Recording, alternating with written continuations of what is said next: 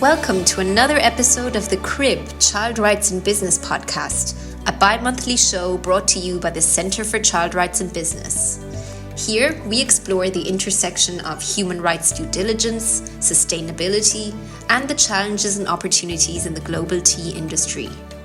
In this episode, your host Ahila Thillainathan, the Centre's Sri Lanka country manager, sits down with special guest Elyse Petersen, founder of the Las Vegas-based corporation Tealet.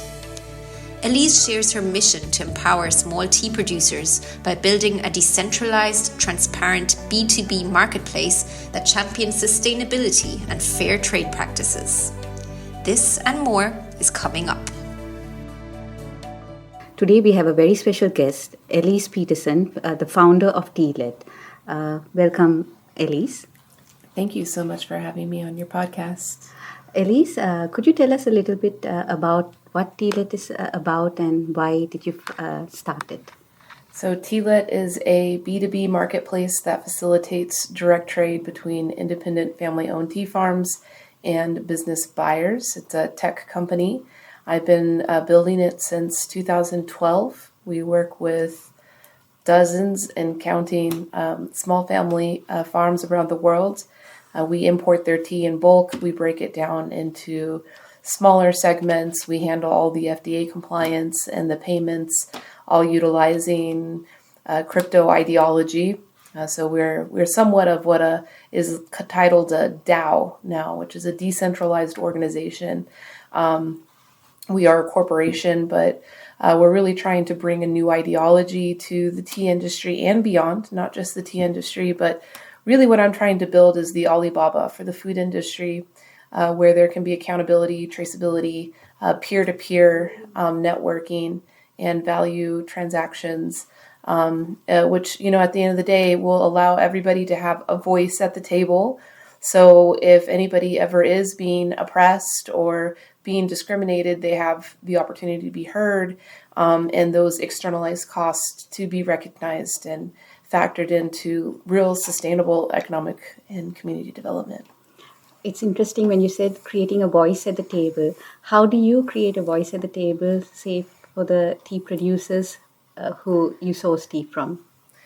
Sure. So conventionally, if I was to build my business in the conventional way, I would own every part of the business from service to farm. And in this kind of vertical development, it allows for different aspects of the business to be siloed so things can be kind of swept under the rug. And if someone did try to have a voice, the distribution of power doesn't allow them to have a voice. We can't handle, taking on the politics of these kinds of systems, but at the very least, when we're looking at like the evolution of technology over the past couple of decades, it's all about like e-commerce, and it's all about, smaller businesses having the opportunity to communicate directly with their business, their buyers and their consumers. So it just seems like a natural progression about how to just try to bring more transparency and trust to everything, and like it'll figure itself out. Because like my journey of entrepreneurship is just that. I learned that to really succeed, you have to just bring the right people together and let them come up with the idea. You can't tell them what the idea is. And so the only way to allow that to happen naturally is to build that table and allow everybody to share their story, and to have fair and equitable transactions of value, be it through labor, be it through environmental resources, be it through, the markets. Which are some of the countries that you source your tea from? Yeah, so we do a lot of work in places, of course, the traditional places of high-value tea, China, Taiwan, Japan, of course, work with a lot of producers there. Those are not the producers that necessarily need our help, compared to the small producers of India, Sri Lanka, Nepal. We also have worked with farmers in Africa. I look forward to doing more work there. Honestly does involve some language barriers, some cultural barriers of understanding how to translate what the high value, high quality tea market is seeking in these like handmade teas, which is really great because a small grower with the right effort and the right resources can build a handcraft factory with very minimal resources and make higher value tea versus feeling the necessity to have the big factory with the big machines and the technical understanding of everything. Really a good tea master or tea maker is someone who has that intimate relationship with the tea plant, where the tea almost talks to them and tells them how to produce. And the only way you can get that is if you're living there and you're a part of this like ecosystem of what is called in Chinese tea culture gong fu, which is like mindfulness. It's attention to doing the best you can with the resources that you have, which includes being mindful of the environmental aspect of how you're growing the tea and the different attentions to detail throughout the processing to bring out the best of the terroir of the tea.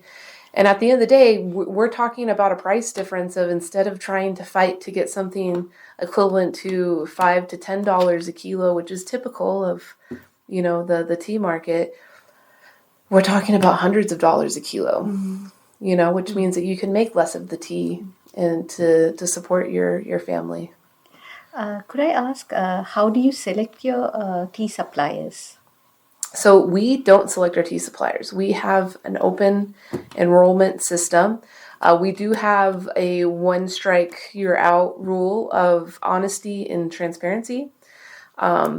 We don't discriminate against anything other than honesty and transparency. So we have like an introductory questionnaire that we ask.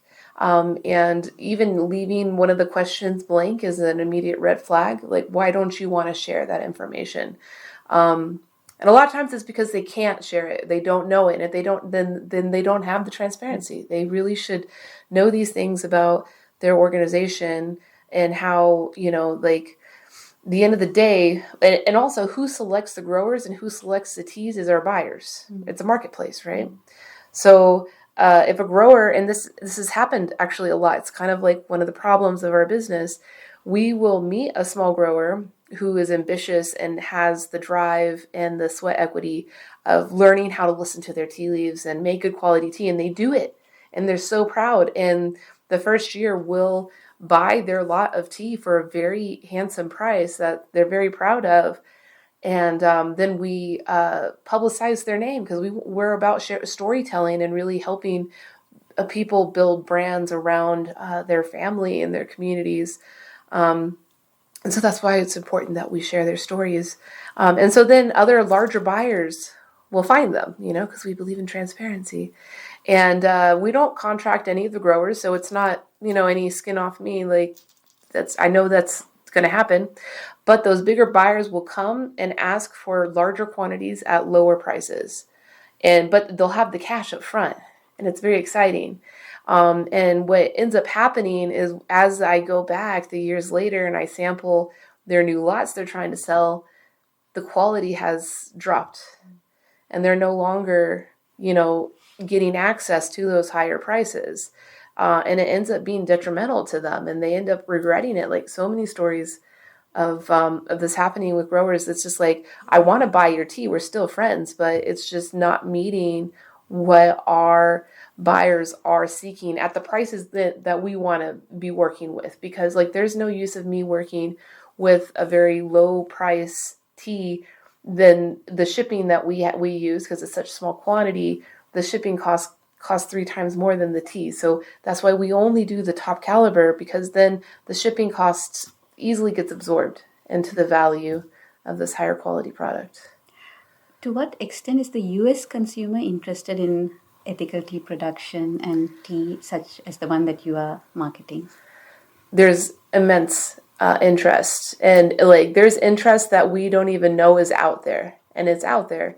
I mean, the the popularity of, other seals and logos on packaging that provides that comfort of feeling like it's ethical.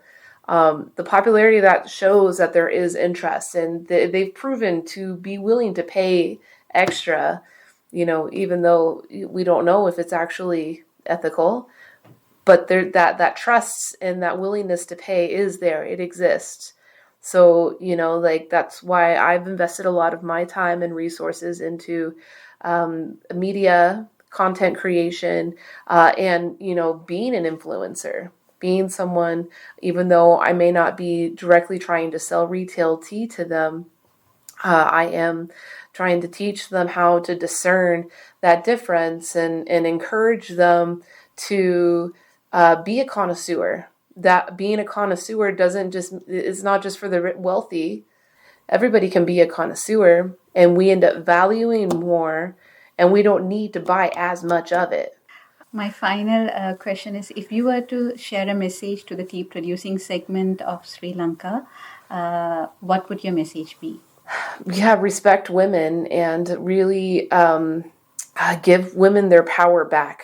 And that's the good news that I have in all of this bleak stuff, is that power dynamic that is naturally there, that the current system of capitalism, the current system of patriarchy, it's like a fault. It's like a false accounting system that's been placed on our power dynamics in our communities.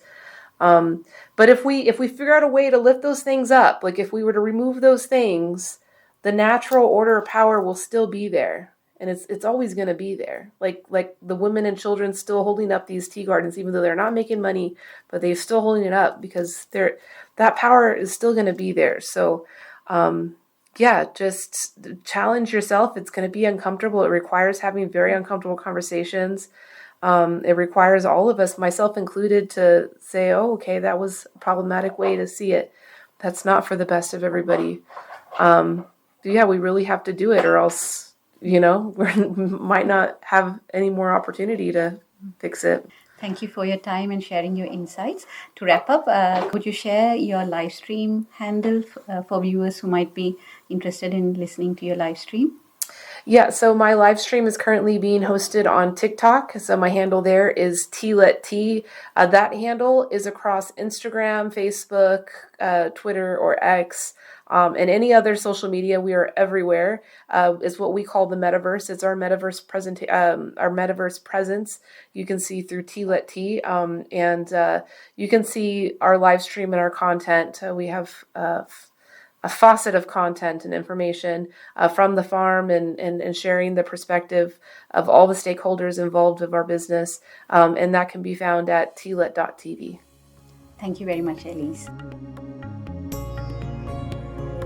That's all for this episode. Thank you so much for listening. We hope that you learned something from our podcast today and that it sparked new ideas or thoughts around human rights due diligence in the tea industry.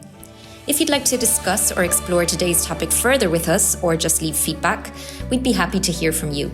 Simply email info.sl@childrights-business.org. More information about the Centre's work, including the Mother and Child Friendly Seal for Responsible Business, can be found on our website, www.childrights-business.org. And don't forget to follow our podcast to not miss an episode. Until next time, goodbye.